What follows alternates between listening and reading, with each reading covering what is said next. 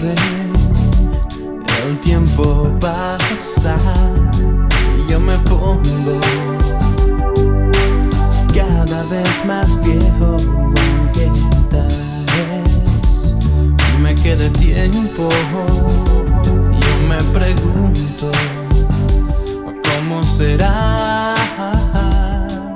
Será como la nieve cubre las montañas, o como una niña sonríe al mar. Y sí, hablando de esta carta preciosa de Primera de Juan, escrita con ese deseo de que la iglesia se apartara de doctrinas extrañas y que tuvieran la verdad, fue escrita. Y bueno, ahí en los versículos 1 y 3 de Primera de Juan 1 al 3, donde dice lo que era desde el principio, lo que hemos oído, lo que hemos visto con nuestros ojos, lo que hemos contemplado y palpado nuestras manos, tocante al verbo de vida. Aquí se nota que el apóstol Juan está enfatizando no solamente una enseñanza teórica, sino enfatizando la realidad de que ellos fueron testigos de que realmente Jesús, ese hombre de Nazaret, era el Hijo de Dios. Y por eso hace tanto, lo oímos, lo vimos, lo contemplamos, pudimos observar cómo él vivía, lo que él hacía. Y qué interesante cuando dice que lo palparon, pudieron tocarlo, no era un espíritu como esas enseñanzas extrañas que estaban en las iglesias, tristemente en aquel momento. Y que Juan precisamente escribe esto para aclarar esos puntos. Ellos tocaron a Cristo, el espíritu no se toca. Cristo era una realidad como hombre. Y aquí él está anunciando y declarando que él fue testigo de eso.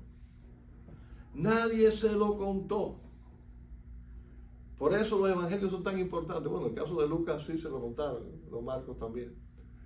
Pero de primera mano hay testigos oculares. Como decía Juan y Pedro, dijeron, lo que hemos visto y oído no vamos a dejar de decirlo. Lo vimos y lo oímos, somos testigos y esa es la verdad. Y de esa manera se desenmascara la mentira. Bueno, en el caso de nosotros los cristianos que no estuvimos allí, ¿cómo podríamos decir? Yo soy testigo de que Cristo es realidad. Si no estuvimos allí, si no lo pudimos, como Juan dice que lo vio, lo contempló y lo tocó. Nosotros no podemos tocar a Cristo de esa manera física.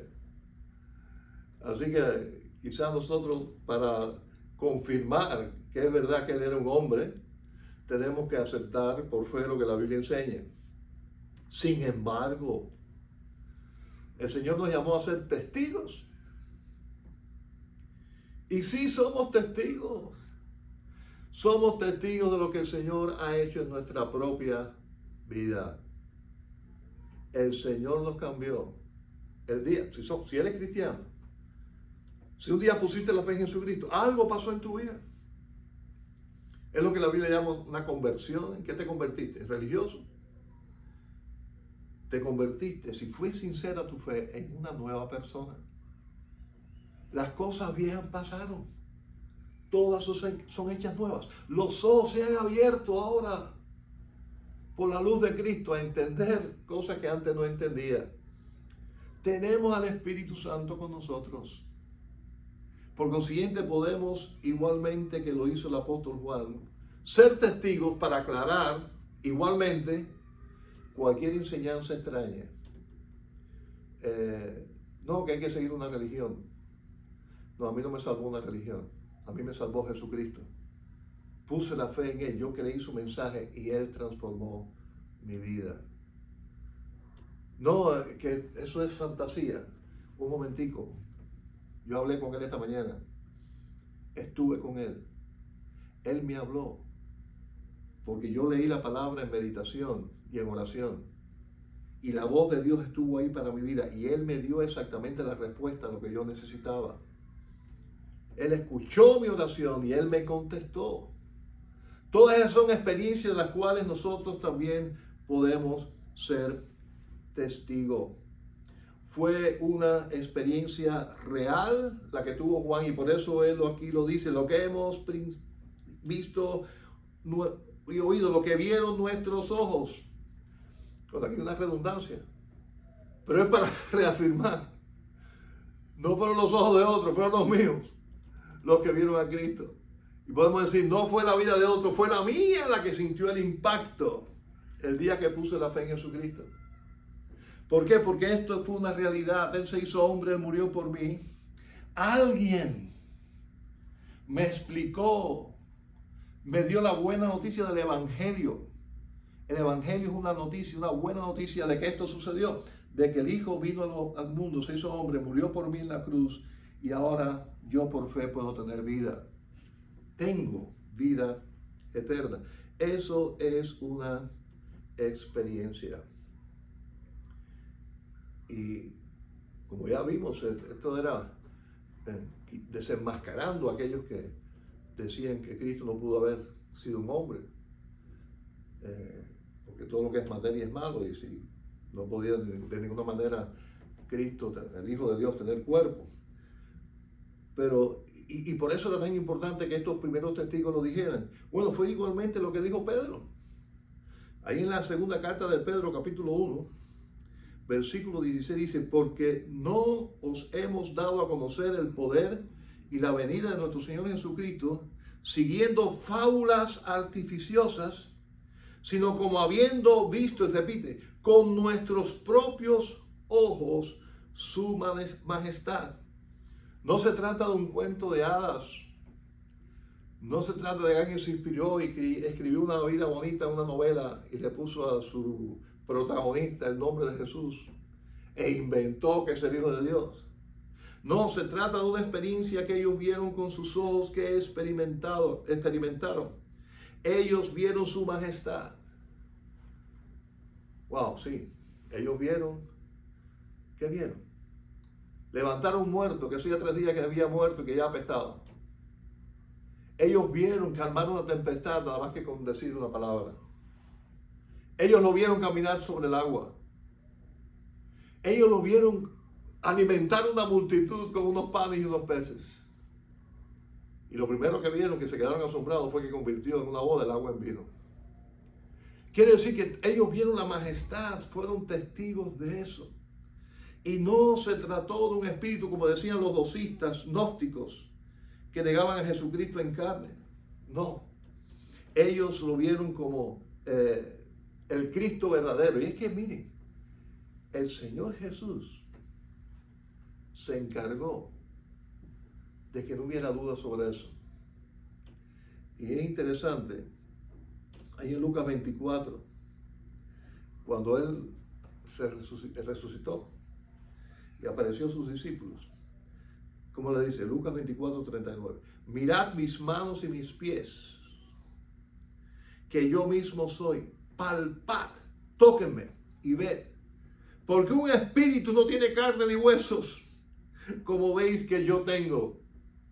Claro, aquí se refería porque ellos pensaban que era un fantasma. Ellos todavía no habían entendido hasta ese momento el asunto de la resurrección, que Cristo iba a resucitar, como había prometido al tercer día. Y cuando lo vieron dijeron, un fantasma. ¿Qué es fantasma? Tócame.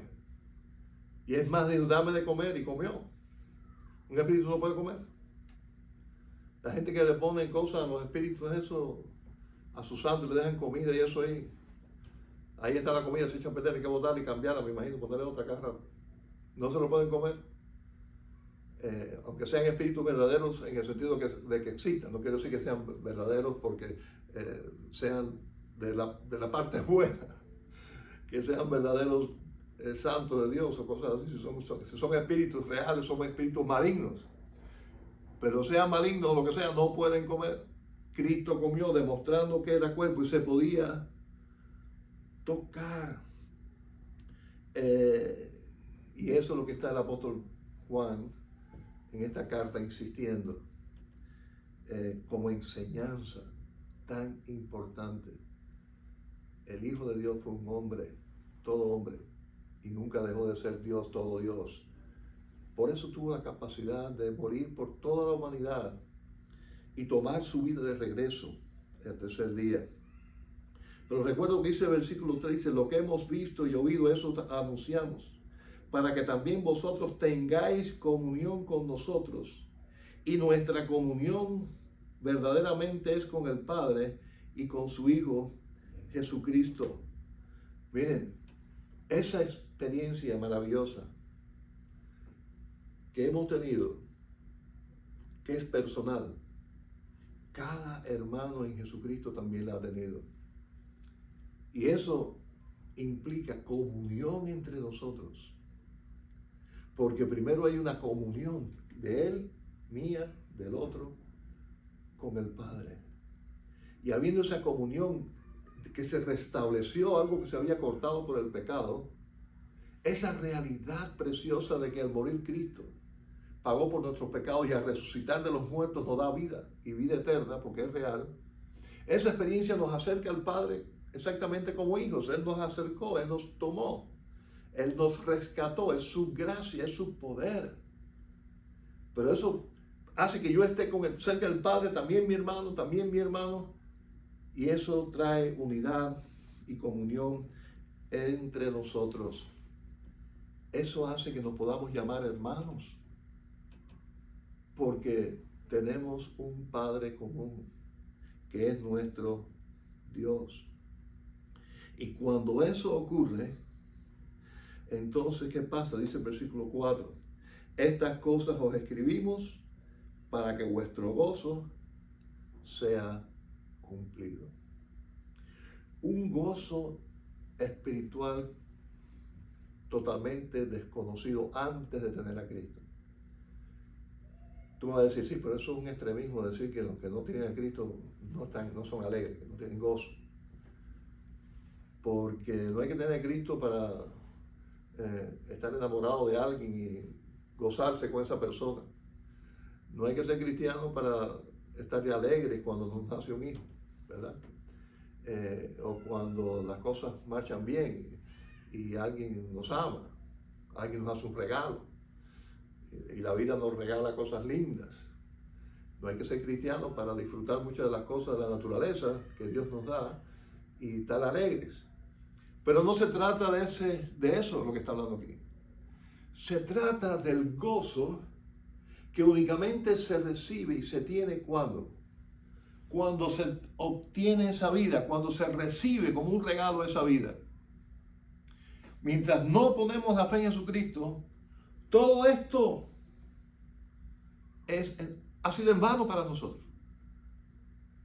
¿Se imagina que el Hijo de Dios dejara su trono, viniera a este mundo, se hiciera un hombre, muriera en la cruz, una muerte terrible, donde recibió el abandono hasta de su padre, haciéndole pagar el pecado que él no cometió? Todo eso es en vano. Estamos en muerte. Porque siguiente, no puede existir un gozo espiritual. Un gozo que no dependa de las circunstancias. Que no dependa de que tenga salud o no tenga salud. Que no dependa de que alguien me quiera o que no me quiera. Que no dependa de que tenga hijos o no tenga. Que tenga buenas vacaciones o no pueda salir de vacaciones. Que tenga mucho dinero o que tenga poco dinero. Esas son las circunstancias que me pueden dar alegría, sí. Y nadie discute que es bonita esas alegrías de la vida, cuando son sanas, cuando no son parte del pecado y de la desobediencia, y se disfrutan y dan alegría, nada de eso es malo. Sin embargo, si falta Cristo, falta este gozo, para que vuestro gozo sea cumplido. Miren, el gozo de estar a bien con nuestro Creador. Cuando ponemos la fe en su Hijo Jesucristo, que murió por nosotros en la cruz, somos perdonados, somos hechos de su familia, y ahí aparece algo que era desconocido: el gozo de ser llamados hijos de Dios. Y el apóstol Pablo, bueno, aquí realmente sí se está preocupando por el bienestar espiritual de los hermanos, para que no se dejaran arrastrar por esas doctrinas extrañas que decían que Cristo no había nacido como un hombre, sino que solamente siempre fue un espíritu que parecía un hombre, o que tuvo el Espíritu de Dios como Dios por solo un periodo de su vida. Todas esas cosas absurdas Él las está aclarando, no por el hecho solo de decir para que anden bien, para la disciplina de la doctrina de una manera fría o dogmática, no, para que tengan el verdadero gozo, porque lo primero que había pasado, y seguramente ya estaba pasando, es que perdían el gozo de su salvación si se dejaban llevar por estas doctrinas extrañas. Y Juan, con amor, les recuerda esto, que ellos necesitaban tener un encuentro con ese Cristo maravilloso. Fue el caso de los pastores. Recuerden en la Navidad, cuando recordamos la Navidad, los pastores que fue anunciado por el ángel y oyeron el coro y fueron a Belén y se encontraron y vieron a María y al niño y todo aquello. ¿Cómo dice que ellos regresaron? Contentos, gozosos, contándoles a todos que habían visto a María y al niño. Ese es el gozo de la experiencia de haber estado cerca de Jesús, de un Jesús verdadero, bíblico, divino Hijo de Dios, el verbo de vida hecho carne. Y así comienza esta primera carta del apóstol Juan. ¿Cómo será cuando te vea? Cuando mis ojos